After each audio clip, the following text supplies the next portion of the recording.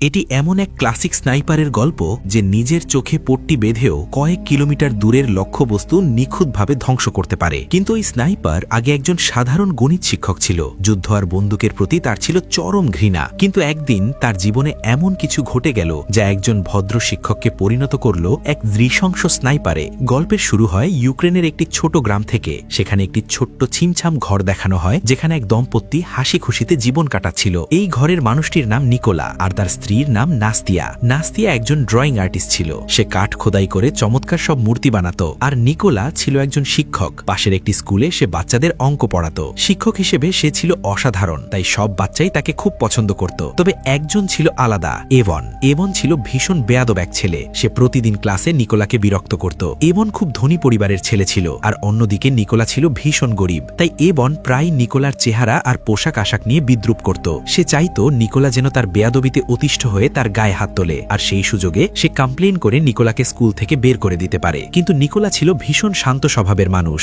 এভনের কথায় সে একটুও বিচলিত হতো না, নিজের মতেই ভালো থাকত। নিকোলার ঘরে টিভি বা এ জাতীয় কোনো ইলেকট্রনিক সরঞ্জাম ছিল না, তাই বাইরের দুনিয়ার খবর সে খুব একটা রাখত না। একদিন স্কুলে থাকাকালীন সে টিভিতে খবর পায় যে রাশিয়া ইউক্রেন আক্রমণ করেছে। যুদ্ধে অনেক সৈনিক মারা গেছে এবং রাশিয়ার সৈন্যরা ইউক্রেনের অনেক জায়গা দখল করে নিয়েছে। সন্ধ্যায় নিকোলা যখন বাড়ি ফেরে তখন সে জানতে পারে তার স্ত্রী নাস্তিয়া গর্ভবতী। এই খবর শুনে নিকোলার খুশির সীমা থাকে না, কারণ সে বাবা হতে যাচ্ছে। দুজনে মিলে দারুণভাবে এই খুশির মুহূর্তটা উদযাপন করে। পরদিন সকালে স্ত্রীকে বিদায় জানিয়ে নিকোলা তার সাইকেল নিয়ে স্কুলের দিকে রওনা হয়। কিন্তু মাঝপথে সে দুজন সৈনিককে দাঁড়িয়ে থাকতে দেখে। তাদের পরনে ছিল ভিন্ন ধরনের এক ইউনিফর্ম এবং তারা সেখানে দাঁড়িয়ে সিগারেট টানছিল। ইউনিফর্মটা ইউক্রেনিয়ান সৈনিকদের মতো ছিল না, যা দেখে নিকোলার একটু খটকা লাগে। কিন্তু সে ভাবল হয়তো সরকার সৈনিকদের পোশাক বদলে দিয়েছে, তাই খুব একটা পাত্তা না দিয়ে সে দ্রুত স্কুলে পৌঁছায়। কিন্তু স্কুলের ভেতরে ঢুকে সে অবাক হয়ে যায়। পুরো স্কুল ফাঁকা, একটা বাচ্চাও স্কুলে আসেনি। নিকোলার মনে কু ডাক দিয়ে ওঠে। ঠিক তখনই সে স্কুলের টিভিতে খবর পায় যে